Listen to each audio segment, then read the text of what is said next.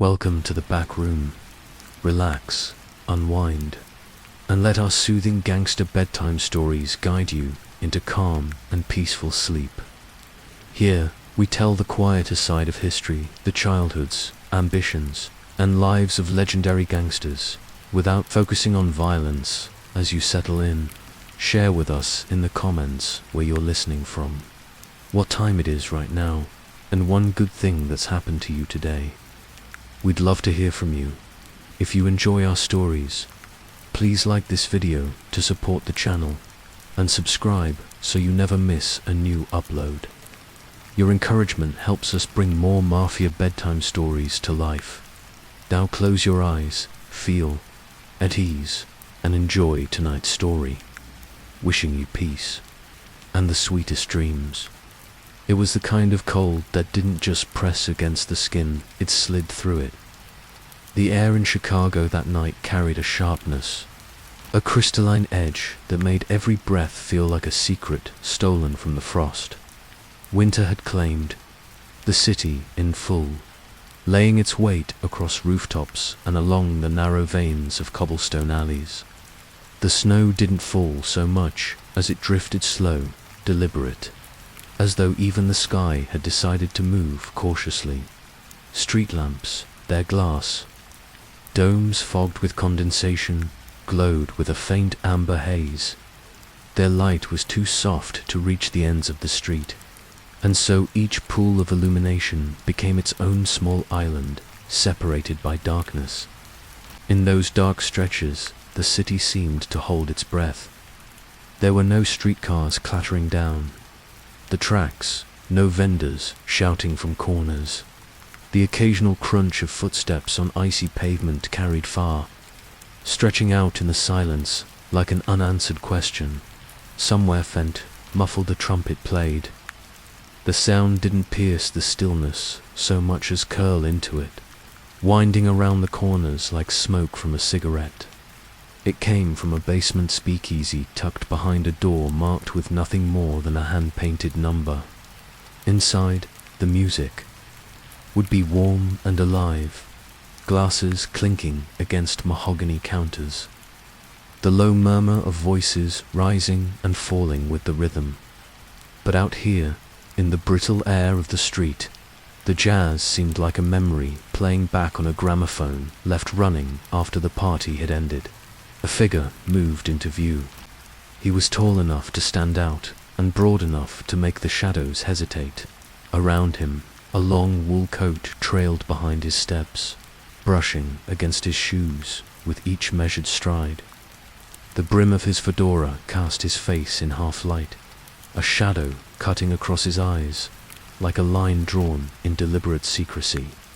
He did not hurry, though the night was cold enough to urge most men into a brisk walk. His pace was unyielding, almost ceremonial. In his wake, the city seemed to shift. A curtain stirred in a second-story window. A door across the street cracked open just far enough for a pale sliver of face to glance out and then close again. Quietly, no one called to him, no one dared. Alphonse Gabriel Capone was not a man who needed an introduction. In 1929, the name had already spread through Chicago like smoke impossible to grasp, yet impossible to ignore. For some, he was the reason bread appeared on the table, the reason there was heat in the winter, and the reason there was work when honest jobs had vanished. For others, he was a shadow at the end of the alley, a name whispered with the same caution as a confession. Tonight, though, he was simply walking. His breath rose in short, warm plumes, each one dissolving into the air behind him. His gloved hands were tucked neatly into his coat pockets, but there was no sense of vulnerability in the gesture. It was as though the cold could not touch him, as though even the wind knew better than to press too close. The city around him was not silent by accident. Chicago had learned to listen when Capone moved. Every street corner, every speakeasy, and every newsstand carried its own network of eyes and ears. Somewhere, not far, a young man leaned against a lamppost, pretending to smoke, watching. A woman in a fur-trimmed coat, stepping carefully over patches of ice, glanced twice before disappearing into the light of a hotel lobby. The city was a living thing, and its pulse seemed to match the rhythm of his steps. The snow crunched softly beneath his shoes. The sound was steady and deliberate, like the ticking of a watch in a quiet room. Time, in moments like these, seemed to slow. Perhaps it was because no one knew exactly where he was headed, or perhaps because everyone already had a guess. Chicago in the winter of '29 was a city at the edge of itself. Prohibition had carved it into two layers, the one you saw and the one you didn't. The upper layer was orderless storefronts with neatly painted signs, streetcars rolling past in daylight, and policemen in pressed uniforms. The lower layer, the one that emerged after sundown, ran on different laws. Whiskey came in through hidden doors, fortunes were traded in back rooms, and allegiances shifted like the wind. Capone stood at the center of it, or part businessman, part phantom. The papers printed his name in headlines, but the man himself appeared only where he chose, and only for as long as he needed to. To the public, he could be a smiling figure in a tailored suit, raising a glass at a charity event. To those who knew him better, or thought they did, here was a man who could vanish into the folds of the city, reappearing only when the timing suited him. That night, the winter seemed to tighten its grip, as though holding the city in place for him to pass through. His coat swayed slightly with each step, the fabric catching the faintest traces of light from the lamps above.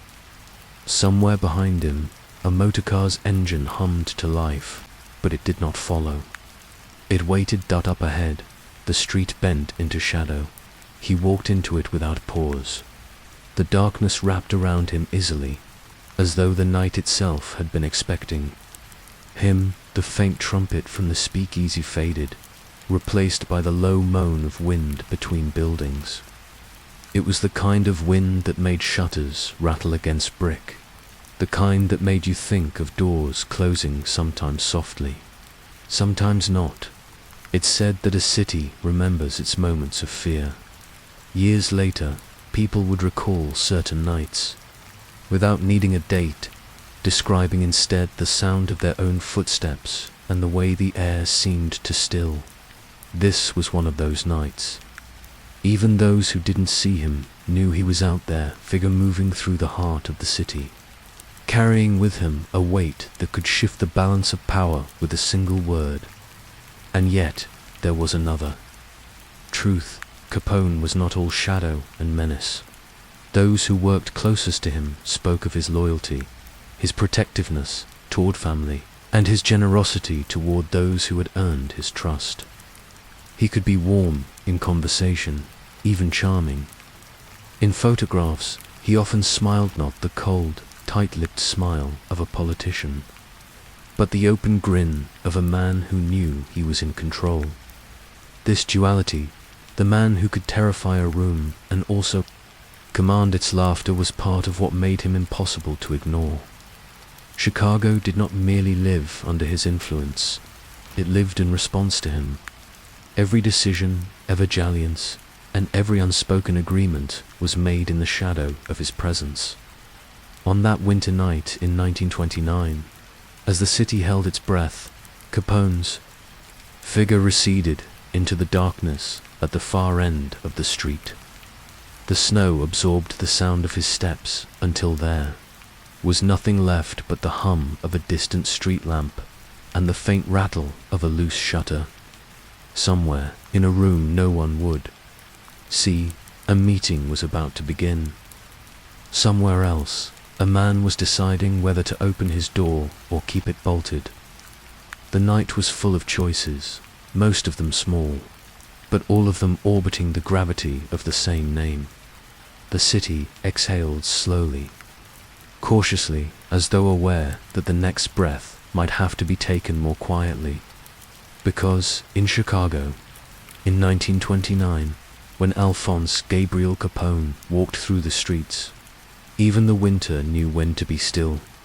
Brooklyn, in the early 1900s, was a place of contrasts. The streets hummed with the promise of America, its noise, its opportunities, yet they were shadowed by the weight of hardship. For many immigrant families, it was less the land of dreams than the place where dreams were bargained for in long hours of labor, with hands that never stopped aching. It was here, in the tightly packed tenements of the Navy Yard district, that young Alphonse Gabriel Capone first opened his eyes to the world. The buildings leaned against one another like tired old men, bricks darkened by decades of soot. Laundry lines hung like tired banners between windows, their cloth flags swaying in the wind that carried both the briny scent of the East River and the sharp tang of coal smoke from the factories. Inside the Capone household, space was scarce. His father Gabriel was a barber by trade, a man with strong, careful hands and an unspoken code of discipline. His shop, wedged between a tailor and a small grocer, was where men came not just for ashev, but for conversation, for the news of then a boyhood, and for the small dignity of being tended to in a place that smelled faintly of bay rum and tobacco. Gabriel's work was meticulous.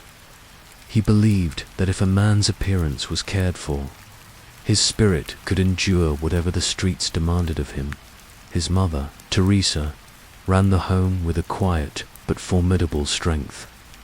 She brought with her the warmth of Naples, both in her accent and in her cooking.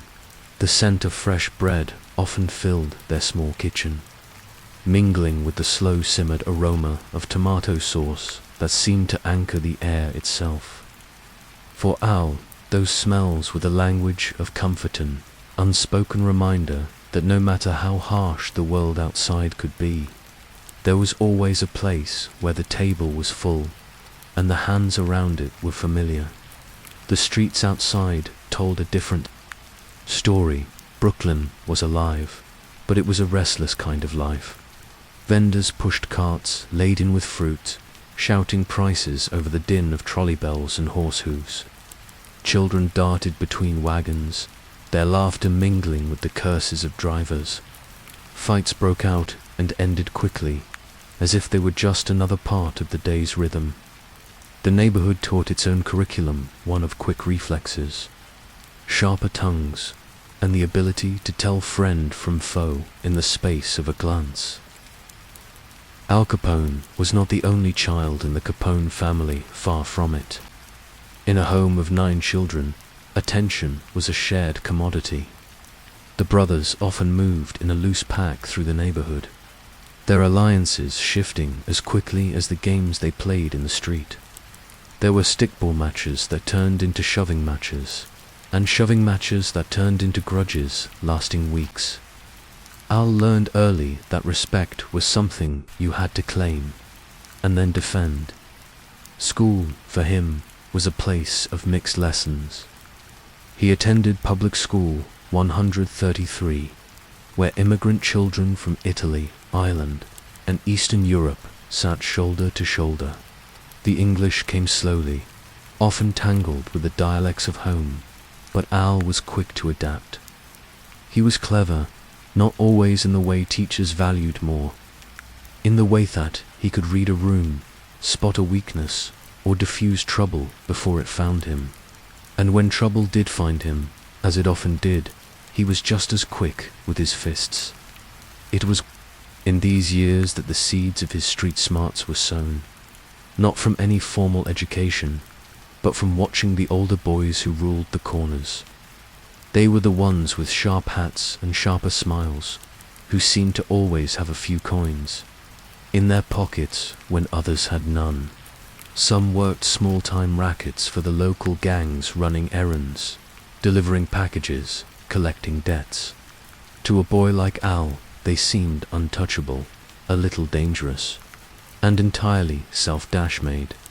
By the time he was a teenager, Al was already navigating the spaces between innocence and ambition. He took on odd jobs, shining shoes, carrying crates, running notes for shopkeepers, task a small lesson in dealing with people. He watched how men negotiated without saying what they meant, how favors were given and debts were remembered. But there was another education, less visible, unfolding in the alleys and back rooms. In the tight-knit Italian community, everyone knew everyone's business, yet certain things were never spoken of too loudly. There were whispers about which taverns were safe, which corners to avoid after dark, and which men could make problems disappear for a price. Al's earliest brushes with the local gangs were almost accidental. A friendly older boy from the neighborhood might invite him to run an errand, pay him more than the job seemed worth, and send him home without explanation. Or a group of older teens might pull him into a dice game, not to take his money, but to see how he handled himself. It wasn't recruitment, not yet. It was reconnaissance, the kind of quiet testing that measured whether a boy had the nerve to be useful at home. His father's discipline kept certain lines in place. Gabriel believed in honest work, in keeping the family's name clean. But the streets had their own pull, and they spoke to a different part of Al, the part that wanted more than the narrow rooms and narrow prospects of the tenement. The moments that shaped him were often small and unremarkable to outsiders. A schoolyard scuffle where he learned the value of striking first. A day carrying heavy crates when he realized he could talk his way into better pay. A chance encounter with a shopkeeper who hinted that a little muscle could ensure no one accidentally broke his windows again. These were the quiet, formative events, not grand, not violent, but layered with the inevitability that the boy was becoming someone the world would soon recognize. For better or worse, even in those early years, Al had an adaptability that set him apart. He could be respectful to elders, charming to strangers, and unflinchingly direct with anyone who crossed him. He was not yet the man who would command a criminal empire, but he already understood something most adults never did. That power was not always about size or strength. Sometimes it was about timing, about knowing when to speak and when to let silence work for you. Brooklyn was changing, and so was he. The city was swelling with immigrants, each group carving out its own territory. Jobs were scarce, tempers short, and opportunity often wore a crooked smile.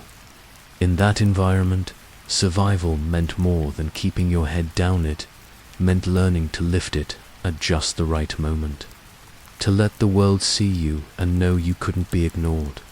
By the time Al was in his mid-teens, his path was already tilting toward the men who ran things from the shadows. He didn't yet belong to them, but the introduction had been made. The streets had taught him resilience, the family had given him loyalty, and the neighborhood had given him ambition. All that remained was the moment when those threads would weave into something larger, something darker. Looking back, those who knew him as a boy often spoke with a kind of conflicted nostalgia.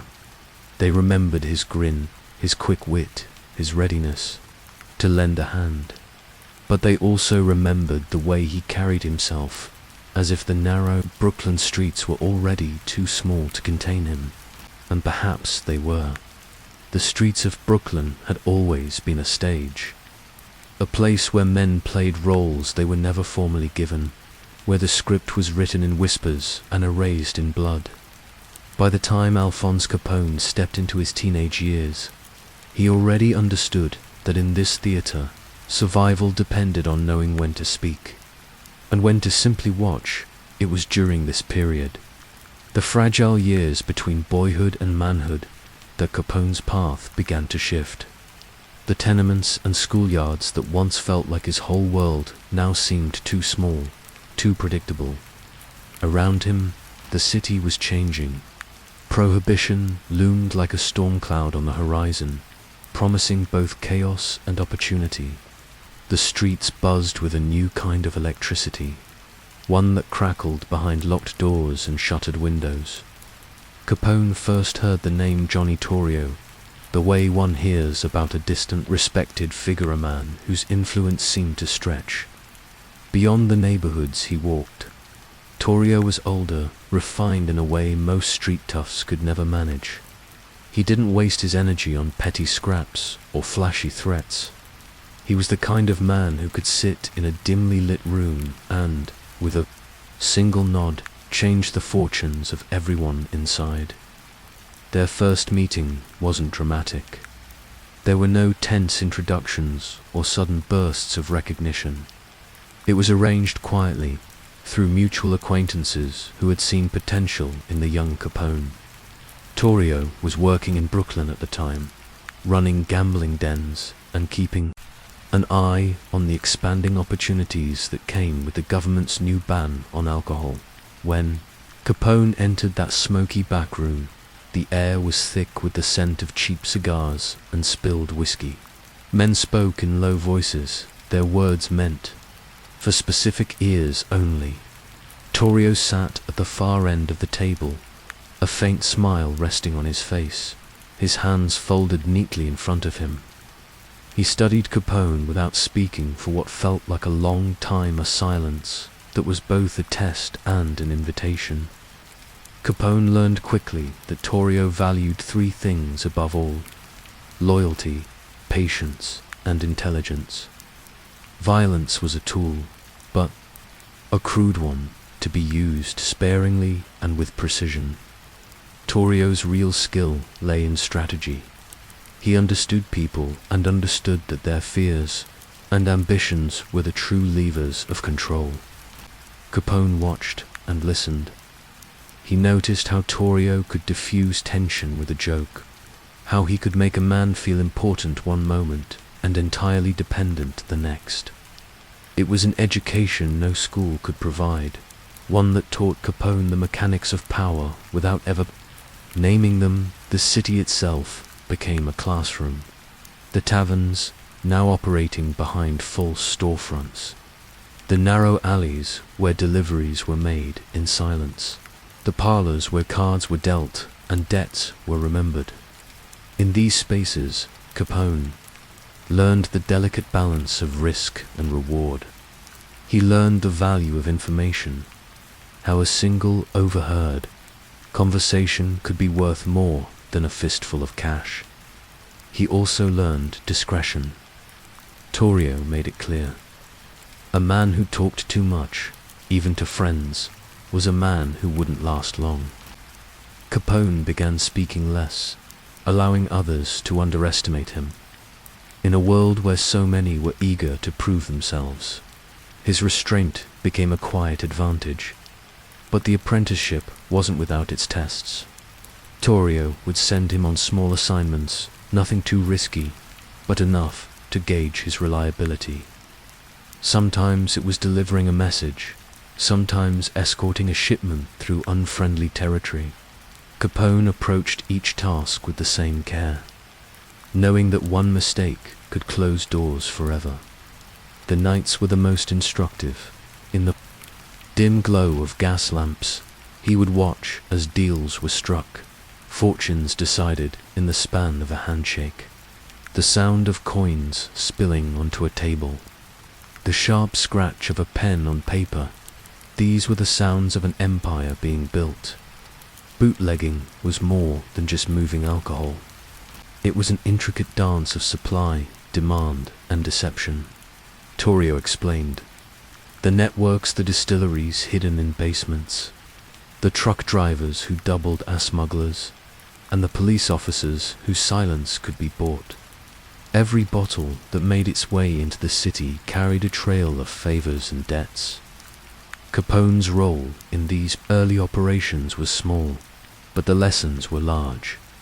He learned that power wasn't about being feared. It was about being indispensable. Men who inspired fear were often removed the moment they became inconvenient. But a man who solved problems, who kept the machinery running smoothly, he could survive for decades. There were moments, of course, when the undercurrent of danger rose to the surface. A shipment intercepted, a rival crew testing boundaries.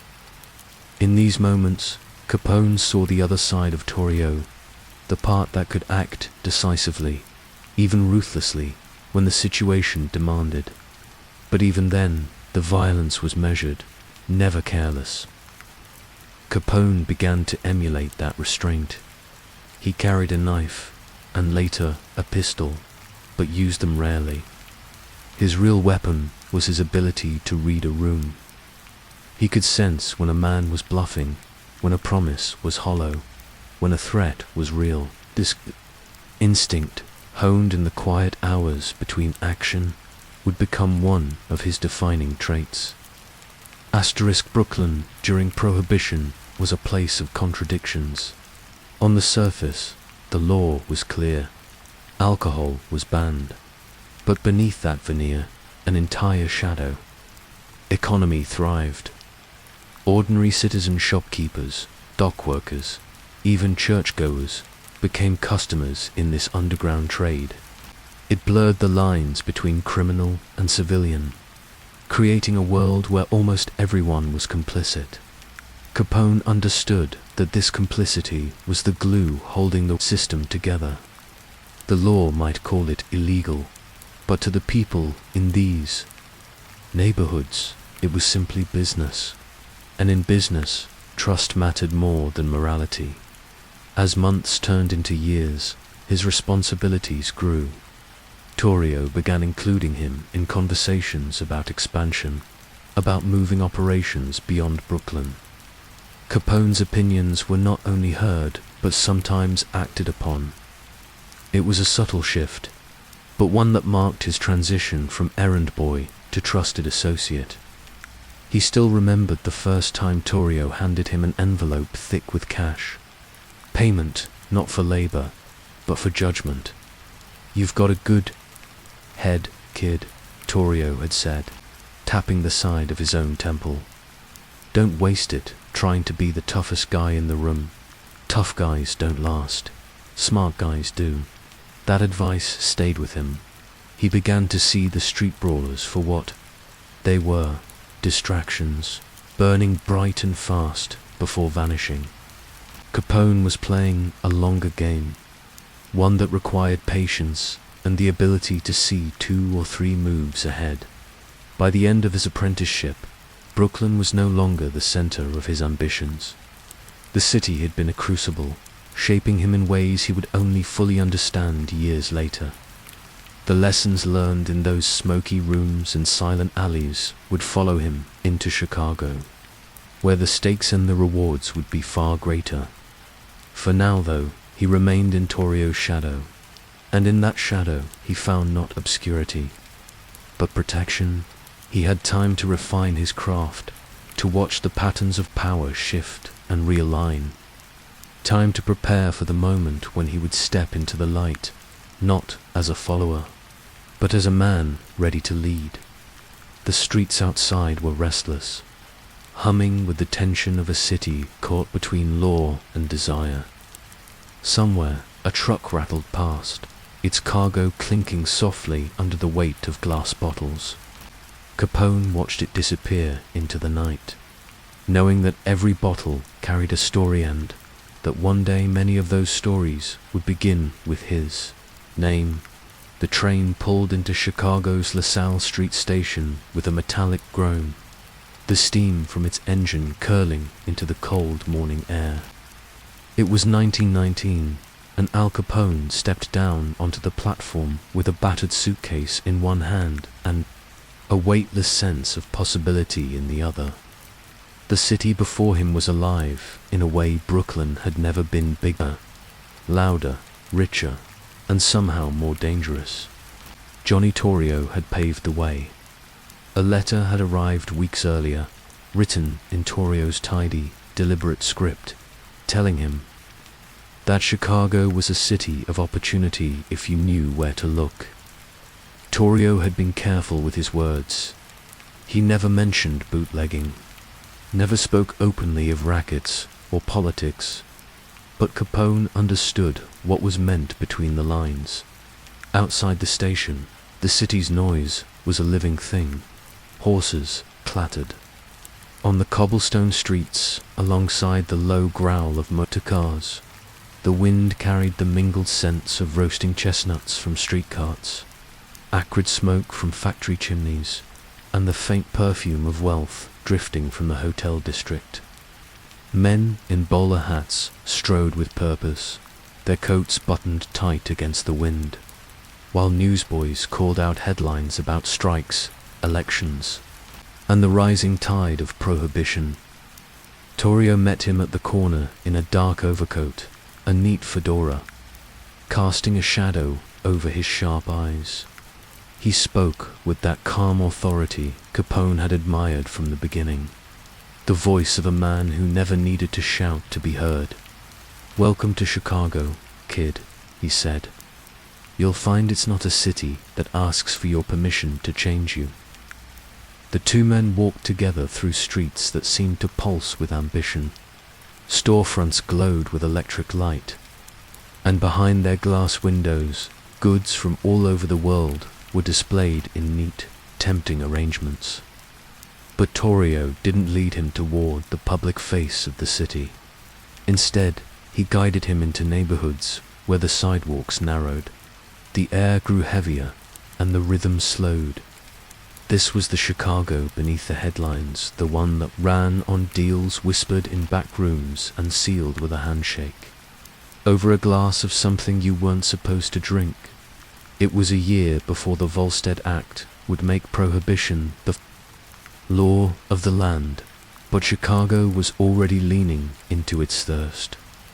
Saloons, disguised as soft drink parlors, served whiskey from back shelves.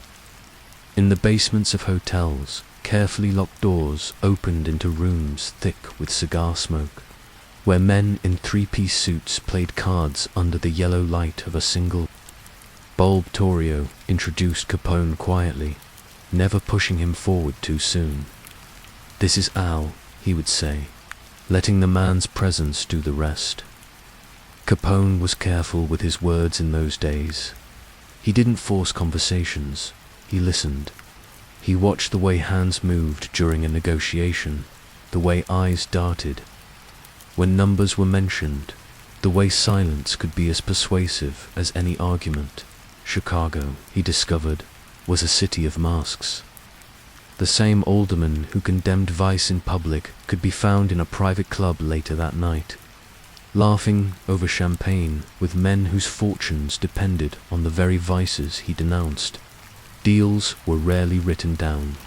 They were spoken in half-sentences, coded in gestures, and remembered by everyone present, because forgetting could cost you more than money. The city rewarded boldness, but punished recklessness. Torrio taught him that lesson early. In Brooklyn, ambition could get you noticed. In Chicago, ambition could get you killed if it wasn't paired with caution. "Pick your moments," Torrio advised. Over dinner one evening, the clink of cutlery punctuating his words. "And when you move, make sure it's not just the right move. Make sure it's the only move anyone will remember." Capone began cultivating alliances. Some were with politicians whose influence could open doors that brute force would only slam shut. Others were with men who controlled distribution networks, the lifeblood of the liquor trade. He learned that money flowed not just to those who supplied the alcohol, but to those who controlled the routes it traveled, the men who guarded it, and the officials who looked the other way when shipments passed through. He also learned the power of visibility. In Chicago, anonymity could keep you alive, but a certain kind of fame could keep you untouchable. The trick was to be known just enough to be a man whose name carried weight, whose handshake was remembered without ever becoming a target too soon. Capone found himself drawn into the city's social circles, attending dinners in private dining rooms where the table gleamed with polished wood and crystal glasses caught the light like frozen water. The conversations were never about crime. They were about investments, property, influence. But under every sentence, Capone could hear the quiet pulse of the real business at hand. There was a rhythm to Chicago life, shifting balance between the public world of handshakes and the private world of nods and winks. Capone adapted to it quickly. He dressed better, spoke more deliberately, and learned the art of the pause-letting. Others filled the silence with information they didn't mean to give. He also noticed something else. Chicago wasn't just a place to make money. It was a place to become someone. The city seemed to breathe life into those who dared to shape it. Every corner held a possibility. Every meeting was a chance to move one rung higher on the invisible ladder. But with opportunity came danger. The city was divided among men who didn't believe in sharing. Gangs carved out territories like kingdoms, and an insult could be taken as a declaration of war. Notorious shielded Capone from the worst of it at first, placing him in roles where his natural charm could work to their advantage. Yet even in those early days, Capone could sense the tension building beneath the surface, a tension that would, in time, erupt. One evening, after a long day of meetings, Notorious and Capone stood outside the Metropole Hotel. The street lamps cast long shadows, and the faint strains of a jazz band drifted from a nearby club. Notorious lit a cigarette, took a slow drag, and said, "You'll see, kid, this city's going to be the making of you, or it'll swallow you whole. The difference is whether you can tell the two apart before it's too late." Capone nodded, his eyes scanning the street, the hotel lobby, the faces of passers-by. He was beginning to understand that Chicago wasn't just a place to survive. It was a place to master. And mastery required more than muscle. It required patience, calculation, and the willingness to let others underestimate you until the moment you chose to reveal yourself. By the winter of that year, Capone was no longer just Johnny Notorious's protege. He was a name people recognized in certain circles, a face that drew nods in back rooms and cautious glances from rivals. Chicago had begun to change him, not in a single moment, but in the steady accumulation of experience, connection, and quiet confidence. He was learning the city's language, a language spoken in favors and debts, in knowing the right time to step forward and the right time to disappear into the background. And in that language, Capone was becoming fluent. The city did not change overnight. It shifted like the tide, slowly but with an inevitability that no one could stop. And at the center of that shifting tide stood Al Capone. By the mid-1920s, he had become more than Notorio's protege. He was a force in his own right, a man whose reach extended from the neon glow of late-night clubs to the quiet, wood-paneled offices of city officials. Chicago did not run on laws. It ran on deals, and Capone knew exactly how to make them. The Lexington Hotel became his headquarters, a place where business never slept. Its lobby smelled of cigar smoke and fresh polish on marble floors. The telephone switchboard clicked and buzzed like a restless insect, carrying voices from every corner of the city. Bootleggers calling in supply schedules, politicians calling in favors, gamblers whispering about debts. Capone's office was on the 5th floor, not ostentatious, but deliberate.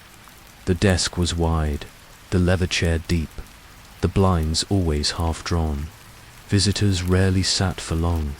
He didn't need to raise his voice.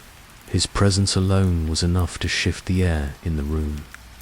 He had the strange ability to be both warm and dangerous at once, a smile that felt like sunlight, a pause in conversation that felt like a gathering storm. Business moved like clockwork. The liquor trade was still the spine of the operation, but the limbs had grown.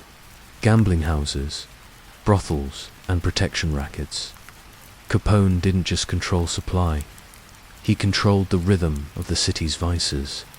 He understood something many gangsters did not, that influence was worth more than territory. Territory could be lost in a night. Influence seeped into the walls. He did not micromanage. Instead, he placed people where they would be most effective, like a chess player arranging pieces before a long game.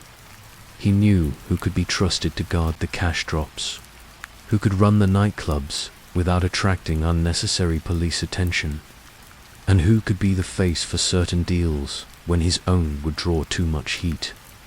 Sometimes, in the late hours, he would walk the streets himself, not in disguise, not with a show of force, simply moving through the neighborhoods, nodding to shopkeepers, speaking to boys on street corners. He wanted to be seen, but not feared not by everyone. To some, he was the man who kept bread on the table, who made sure the local ward got its funding, who could be counted on when the city forgot about its own. They called him a Robin Hood, though he never said he was. He let the stories grow on their own. Inside the Lexington nights, often stretched into mornings, meetings flowed one into the next. The room might hold a saloon owner worried about a rival muscling in, followed by a city clerk needing a campaign contribution, followed by a man from out of town who wanted to buy liquor in bulk. Capone listened. He asked questions. Sometimes, he said, very little at all. People filled silences with more than they intended, and he was always listening for the small truths hidden in a nervous laugh or a sudden cough.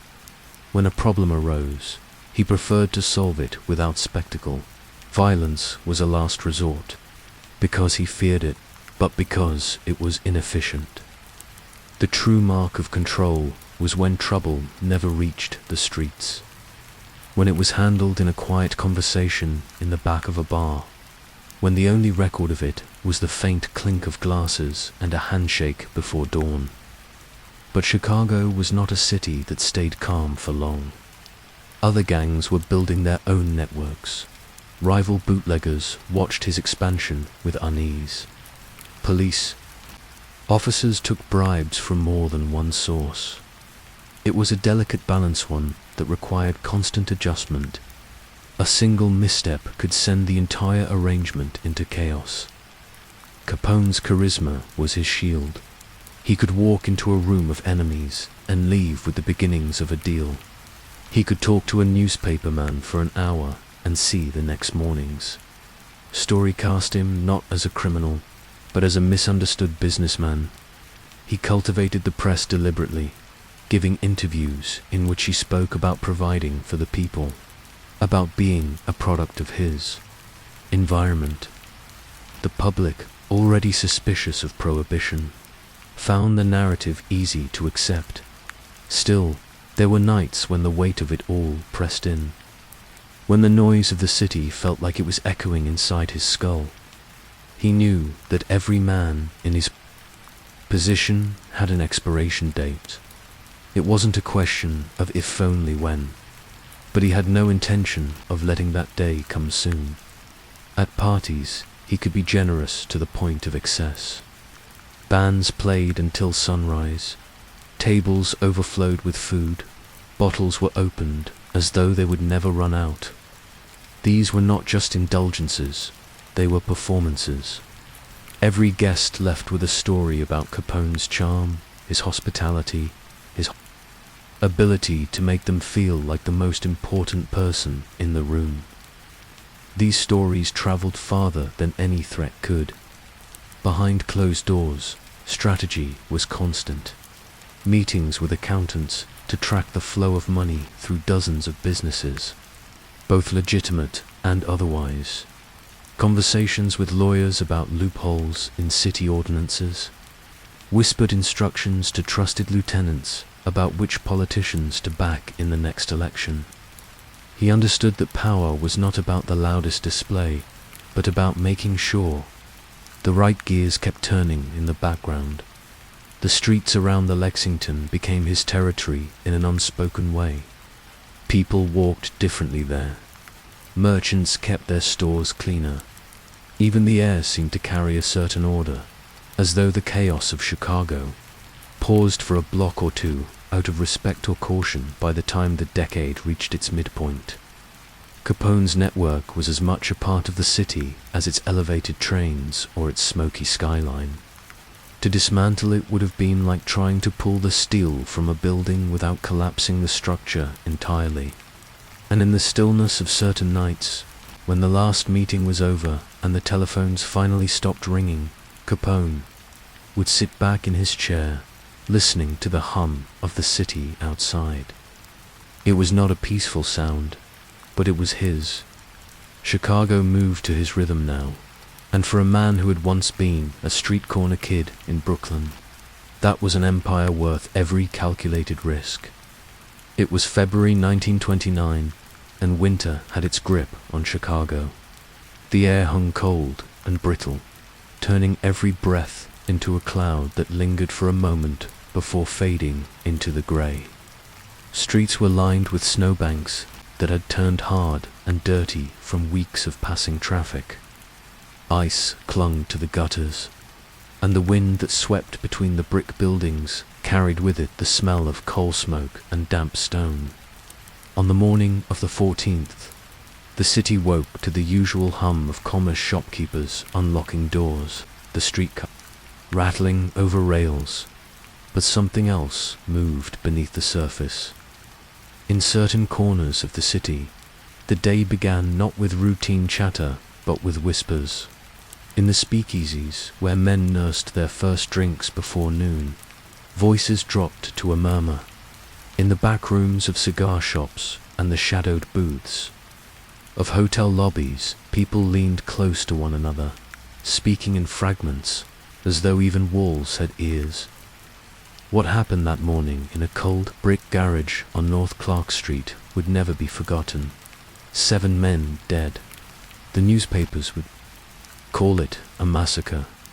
The police photographs, stark, black and white, would travel far beyond Chicago, their frozen stillness telling a story without words. But in this telling, the images are left unshown, the details left untouched. What mattered more than the act itself was the way the city reacted to it. For years, Chicago had been a place where violence lived in the background, an accepted cost of doing business in the Prohibition era. Men were shot, debts were settled in alleys, and no one outside the underworld cared to look too closely. But the events of that cold Valentine's morning pushed the violence into the spotlight. It was no longer hidden in whispers, it was shouted across headlines, carried in ink and photographs into homes across America. Al Capone, at the time, was in Florida. Officially, he was hundreds of miles away from the blood and the snow, but absence didn't hace suspicion. Those who knew the shape of power in Chicago understood that nothing of such scale happened without the blessing or, at least, the tolerance of the man at the top. Capone never admitted to it, and in truth, there was never enough to prove his direct involvement. Yet in the court of public opinion, the line between truth and rumor was thin, and in the weeks that followed, it dissolved almost entirely. The atmosphere in Chicago changed. Businessmen who had once smiled easily in Capone's presence now glanced toward the floor before speaking to him. Police officers, long accustomed to looking the other way, found themselves under pressure from their superiors to be seen at least outwardly as taking a stand. Politicians who had enjoyed the warmth of Capone's donations began to consider how cold that warmth might feel in the light of public outrage. It was as if a shadow had fallen over him, not the kind cast by buildings or lamps, but the heavier kind that comes from a shift in perception.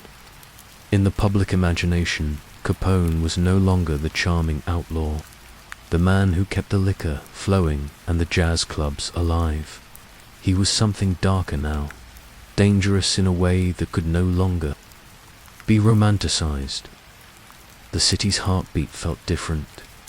Men who dealt in the liquor trade moved with more caution, their laughter quieter, their eyes sharper. Even the street corners seemed altered. The neon lights of the speakeasies still glowed at night, but they flickered as though uncertain. The laughter and music that spilled into the streets carried an undertone of something else, an awareness that the game had changed. Capone himself did not show fear. If anything, he leaned further into his role, appearing in public with the same sharp suits, the same easy smile. But those close to him noticed subtle changes. A longer pause before answering certain questions. A glance, quick and precise, to gauge who was listening. The knowledge that the eyes watching him now were not just those of rivals or the curious public, but of federal men who had been given new reason to follow his every move. The newspapers kept the story alive for weeks, and in that time, the name Capone began to carry a heavier weight in the national conversation. In Chicago, his power was still unquestioned, but in Washington, D.C., and in state offices far from the city, his name had become a shorthand for organized crime itself. And in a way, that was the real turning point, not the act of violence itself, but the way it shifted the lens through which he was viewed. Once, his empire had thrived in the blurred space between law and politics, between fear and admiration. Now, that blur was fading. The lines were becoming sharper, and Capone's silhouette stood clearly in the center. On certain nights after the massacre, those who worked closest to him would describe the mood at the Lexington Hotel. It was not the mood of defeat, far from it, but there was a stillness, a kind of watchfulness that hadn't been there before. The phones still rang. The business still moved, but there was less laughter in the hallways. Conversations behind closed doors lasted longer, and when they ended, men left the rooms with a gravity in their step.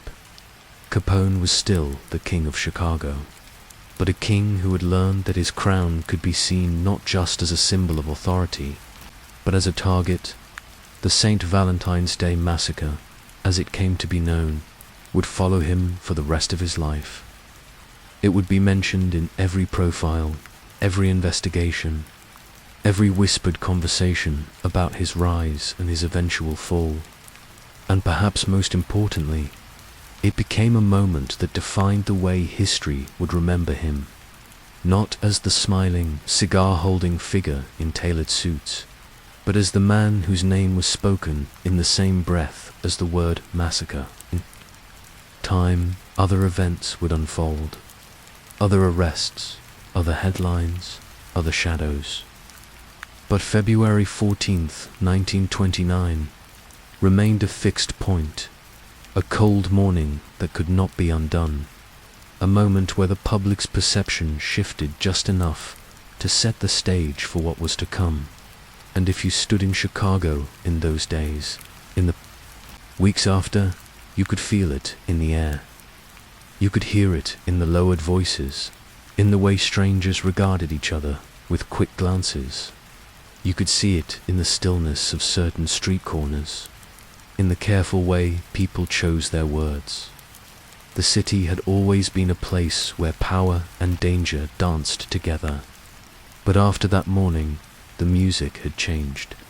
The steps were slower, the moves more deliberate, and in that altered rhythm, Al Capone began the next chapter of his life, one where the applause was quieter, the spotlight harsher, and the shadow of that day would stretch long and unbroken across the rest of his Rain. Chapter 7. The Fall of the Kingword Count.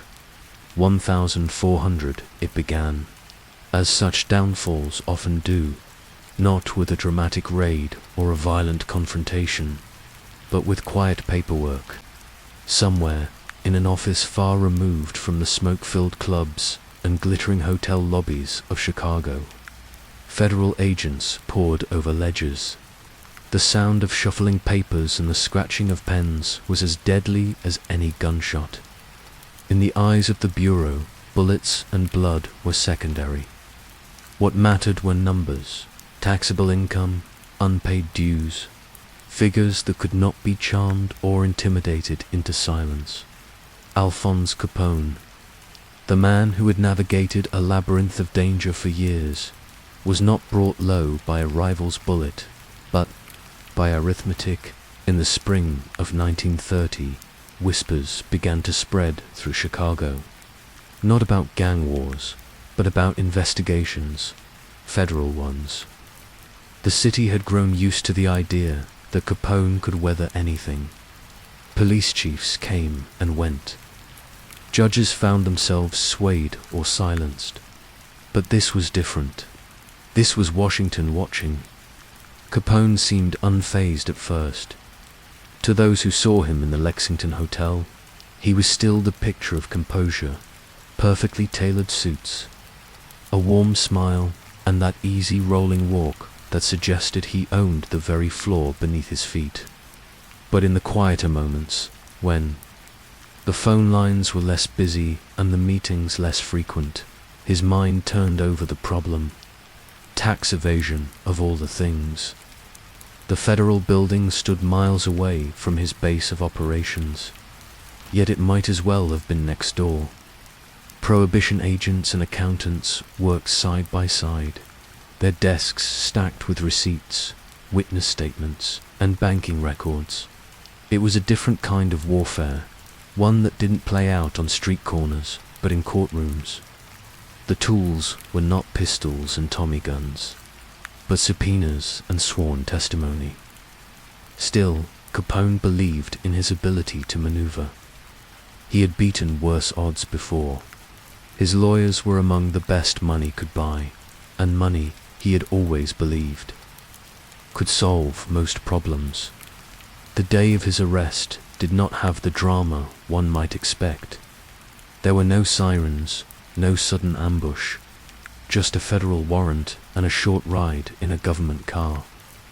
Outside the courthouse, reporters gathered like gulls.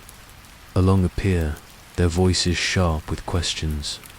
Flashbulbs popped, capturing his expression somewhere between annoyance and defiance. Inside, the air was cool, smelling faintly of varnish and old paper. The courtroom benches gleamed under the electric lights. On one side, prosecutors arranged, their files in neat stacks. On the other, Capone sat with his defense team, the knot in his tie perfectly centered, his hands folded loosely. The trial became a spectacle, the kind that newspapers lived for. Front pages screamed headlines in bold type. Capone on trial tax case may end reign. The evidence was precise, almost cold in its efficiency. Page after page of ledgers, testimony from former employees, bank records that told stories without needing embellishment. Jurors listened in silence, their faces unreadable. Capone, accustomed to reading people, found little to work with here. The government's case was not theatrical. It did not need to be. The simplicity of it was its strength. Income had been earned, taxes had not been paid. Behind the scenes, Capone's confidence began to erode. For years, he had operated on instinct, sensing when to push forward and when to step back. But now, each day in court chipped away at that instinct. It wasn't about charm anymore. It wasn't about intimidation. It was about the law, stripped to its bare bones. He still smiled for the reporters, still waved at supporters, still gave the occasional quip to keep the press on his side, but the walls were closing in. The jurors, sequestered from outside influence, were beyond his reach. The moment of the verdict came without fanfare. The jury filed in, their footsteps soft against the floor. The foreman spoke clearly, the words falling like stones in a still pond. Guilty on several counts. Capone's jaw tightened. For a heartbeat, he seemed as though he might speak. But didn't he, only leaned back, eyes narrowing slightly, as if filing the moment away. The sentence followed soon after, 11 years in federal prison. The room was silent, except for the rustle of papers. Outside, the city buzzed with the news. Chicago, for the first time in a decade, would move without his shadow stretching across it. His departure from the Lexington Hotel was subdued.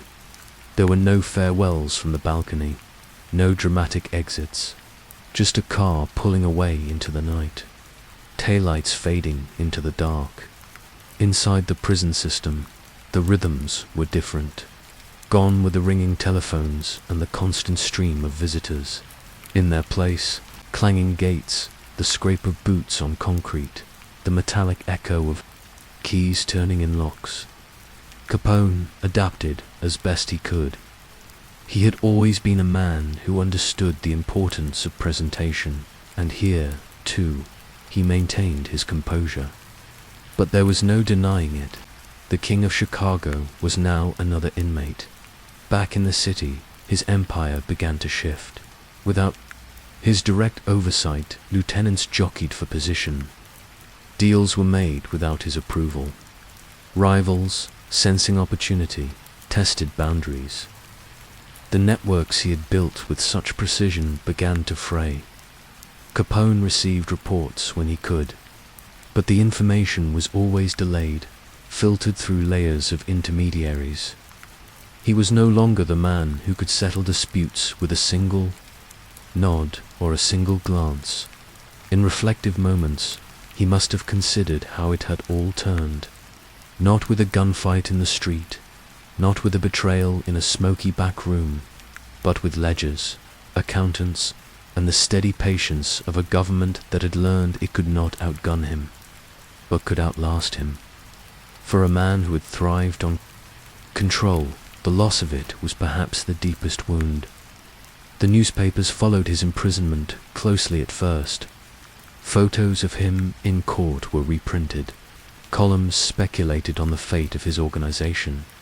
But as the months passed, newer stories replaced his Chicago found other scandals, other figures to watch. In the quiet of his cell, with the distant hum of the prison around him, Capone must have felt that fading. The city he had shaped was moving on. When the day came for his transfer to a higher security facility, there was no ceremony, just another set of walls, another number assigned to his name. The era of his rule was over, and even he could no longer deny it. The fall of a king is rarely as sudden as legend makes it seem. More often, it is a slow unspooling, the steady unraveling of influence, the quiet erosion of fear, the inevitable moment when the crown slips away.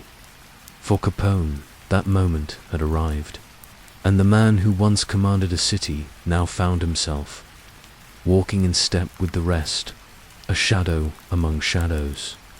The water surrounding Alcatraz was never still. Even on calm days, the tides moved with a subtle persistence, as though the bay itself was breathing. For most men, the island was a nightmare, a place where hope thinned, where the city's lights shimmered just out of reach. For Al Capone, it was something stranger. The sound of his world, once deafening, now reduced to the lap of waves against stone. He arrived in 1934, no longer the king of Chicago, but an inmate known only by a number, 85. The Lexington Hotel was gone from his daily life. The telephone calls, the stream of visitors, the polished mahogany of private meeting rooms. all of it replaced by a cell barely wide enough to stretch his arms. The walls here were not simply cold, they were indifferent. The island did not care who you had been. Alcatraz had a way of making even the loudest names sound small. The daily routine was precise, unyielding. Wake at dawn. Roll call. Breakfast in the mess hall, where spoons scraped on tin trays and conversations never rose above a cautious murmur. Work assignments varied: laundry, sewing, cleaning, each done under the watch of guards who knew better than to show familiarity. Capone learned quickly that life here was less about surviving the guards and more about surviving the silence. In Chicago, silence had been a tool, a pause before a decision, a way to measure another man's intentions. On Alcatraz, it was oppressive. It settled into the bones. There were men on the island who feared him, and there were those who saw him as an old story, a faded headline. Capone adjusted in his own way. He joined the prison band, playing banjo, sometimes guitar, not as a performance, but as a way to occupy the endless hours. The music was soft, almost tentative. It drifted through the corridors in moments, when the guards allowed it, adding a layer of humanity to a place designed to strip it away. Yet even in these small reprieves, there was an edge of melancholy. He knew that outside these walls, his influence was shrinking. His businesses were being swallowed by others, his name used more often as a cautionary tale than a source of respect. His health was already failing. Syphilis, untreated for years, had begun its quiet work, clouding his thoughts, slowing his once quick mind. At times, he forgot the details of conversations, misplaced the thread of a story halfway through telling it. He still carried himself with a certain dignity, but the sharpness that had once made him dangerous was dulling. The island did not speed his decline, but it offered no comfort either. The damp air seeped into his joints. The sound of gulls overhead became a kind of clock, their cries marking the passing hours as clearly as any watch from his cell. He could see fragments of the world he no longer controlled. On clear days, the skyline of San Francisco was visible across the water. Lights flickered at night, warm, distant, unreachable. Sometimes he would stand at the barred window, not staring at the city itself, but at the space between here and there. The stretch of water seemed narrow to the eye, but impossibly wide to the man behind the bars. There was talk among the inmates of escape, plans whispered in corners, impossible schemes mapped out in the imagination. Capone listened, but never joined. He knew better than most that some walls could not be breached. The guards, for their part, treated him with the same measured detachment they gave every prisoner. Some addressed him as Capone, others by his number. A few, perhaps too young to remember the headlines of the 20s, showed no sign they recognized him at all. This, more than anything, marked the change in his world, the realization that time erases even the loudest reputations. Occasionally, news from outside would reach him. A headline here, a mention in a letter there. He learned of new players, rising in Chicago, of shifting alliances, of the underworld moving on without him. There was no bitterness in his response, only a kind of quiet acceptance. He had once been the center of that universe. Now it spun without him. Isolation became its own kind of teacher. In the quiet, he began to see the difference between power and presence. He had lost the former, but fragments of the latter remained.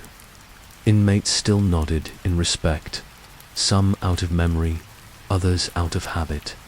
The old instincts, reading a room, gauging a man, never fully left him, though they served no purpose here. The island was a mirror, one that reflected not the man he had been, but the space where that man had once stood. As the years passed, his body weakened further. The hands that had once signed deals, waved away problems, and poured drinks in hidden bars now trembled slightly. The guards noticed. The inmates noticed. Capone himself noticed most of all. He began spending more time alone in his cell, less in the common areas. The band became a memory. The days blurred together, the same tide, the same goals, the same distant lights. When the time finally came for him to leave Alcatraz in 1939, it was not as the feared mob boss of Chicago, but as a man visibly diminished. His release was not victory, but concession. The system had worn him down, and illness had done the rest. As the boat carried him away from the island, the cold wind cutting across the water, Capone did not look back. Perhaps he knew there was nothing there to reclaim, no part of himself left behind in those stone walls. Or perhaps he understood that the island had already followed him, in ways no distance could undo. Alcatraz remained, as it always had, indifferent to who came and went. The tides still lapped at the stone. The gulls still cried overhead. The city lights still shimmered just out of reach. And somewhere in the memory of those who had shared those years, there lingered the image of Al Capone standing at a barred window, staring not at the city, but at the thin, impossible stretch of water between here and freedom. The Florida sun was not the kind of warmth Al Capone had once known. It was not the fevered heat of Chicago's speakeasies, where cigars burned low and ambition burned high. It was not the heat of quick deals and quicker decisions. This was a slower heat, heavy, humid, and indifferent. It wrapped around him. In the afternoons, as he sat on the wide porch of his Palm Island home, watching the water ripple in the breeze, his empire was gone. The phones that once rang without pause now sat silent. The faces that once gathered at his table were scattered, many dead, others forgotten. He was only 50, but the years had pressed harder on him than most men could bear. The illness that had followed him into Alcatraz now lived in his bones. In his mind, syphilis, untreated for so long, had become a quiet, relentless thief. It stole not only his strength, but also his certainty, blurring the edges of memory until the past was sometimes sharper than the present. Some mornings, he woke believing he was still in Chicago. He would call for someone, a name from decades ago, and his voice would echo in the empty hall until one of his family members came to lead him gently back to the porch. They spoke softly to him. They did not argue when he insisted he had a meeting at the Lexington Hotel. They only nodded and asked if he'd like a glass of iced tea. The Capone, who had once bent politicians to his will, now struggled to remember. The day of the week. The man who had read a room with a single glance now stared at the horizon for hours, lost somewhere between the waves and the clouds. But in the quiet moments, pieces of him returned. When his mind was clear, his voice carried the same weight it once had. He would speak of Chicago's old streets, of Torrio, of deals made in back rooms while the city slept.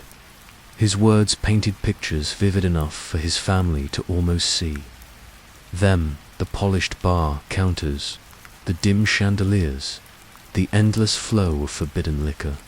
And then, just as suddenly, the light in his eyes would fade, and he would be gone again, retreating to some unreachable corner of his own mind. The neighbors, many of them wealthy winter residents, knew who he was. They kept their distance. Some watched from behind their hedges as he shuffled down to the dock. His once broad shoulders slouched, his famous fedora replaced by a wide straw hat. They whispered his name in the same tone they might use for a ghost, something legendary, dangerous, but now far away from the world of the living. There were no reporters camped outside anymore. The nation had moved on to new headlines, new villains, new myths.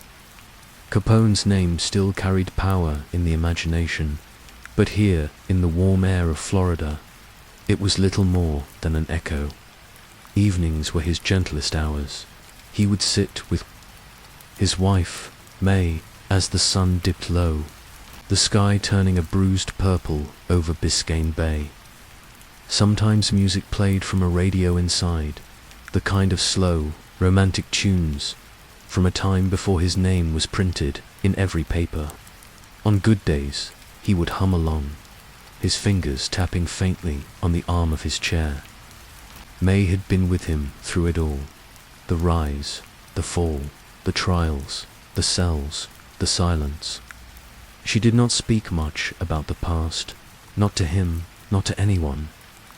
Her devotion was a quiet kind, a constant presence, a steadying hand on his arm when he lost his way. The days blended. Seasons passed almost without notice. The once restless man, always chasing the next move, now lived in a world that moved around him.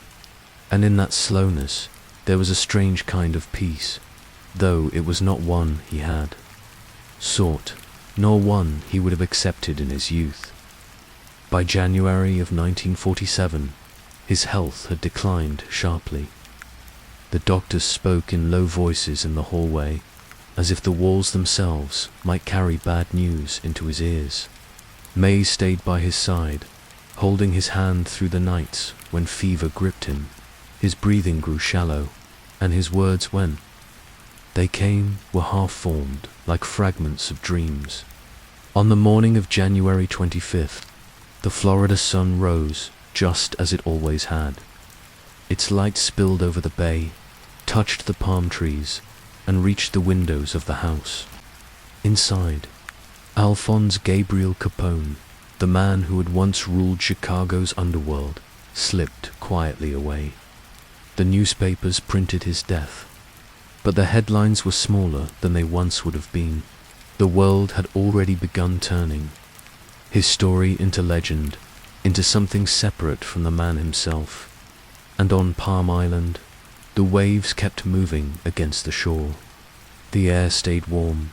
The house stood still. The last chapter of Al Capone's life had ended, not in the roar of gunfire or the shouts of a courtroom, but in the soft hush of a Florida morning. Chapter 10, the echo of a Naaman, the years after Al Capone's death. His story did not end. It shifted, as all stories do, from memory to myth. The man who had once walked the streets of Chicago became a figure retold in whispers and headlines.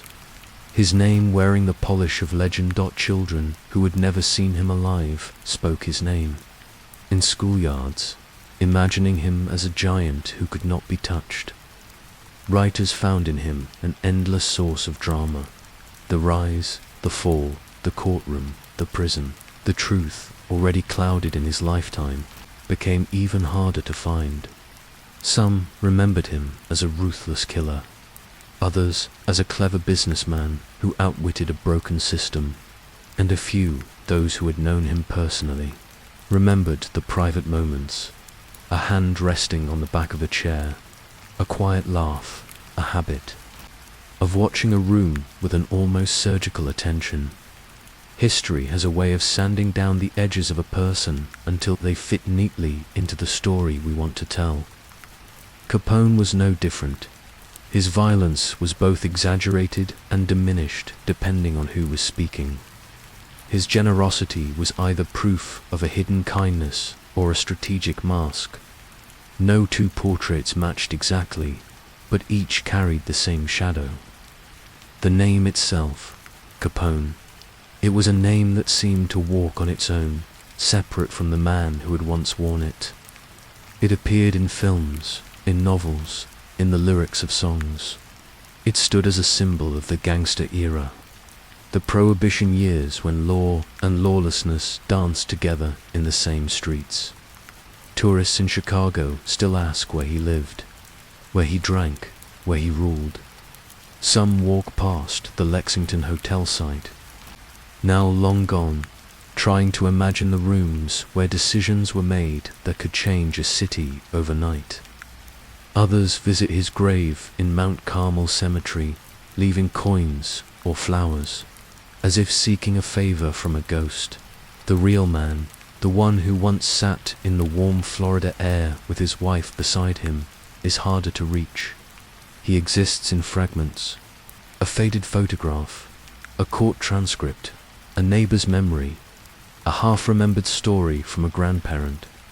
Each piece is true, and each is incomplete. What remains undeniable is that Capone's life was a mirror for his time. He rose because America, in those years, was a place where rules bent easily if you knew how to lean on them. He fell because no empire, legal or otherwise, can survive forever. And in between those 2 points, he became something larger than himself, an icon of ambition without restraint. The echo of his name still carries, not because of the bullets fired in Chicago streets, nor the cases argued in courtrooms, but because he represented a collision between power and morality, between law and desire, between the image we build of ourselves and the truth that eventually comes to claim us late at night in quiet corners of the world. Someone is still telling the story. They might be a historian, measuring every fact. They might be a screenwriter, bending the truth for drama. They might be a bartender, passing along a tale heard from someone who swears they knew a guy who once ran whiskey for Capone. And as the story passes from one voice to another, the man becomes less flesh and more shadow, less reality and more symbol. That is the strange immortality of such figures.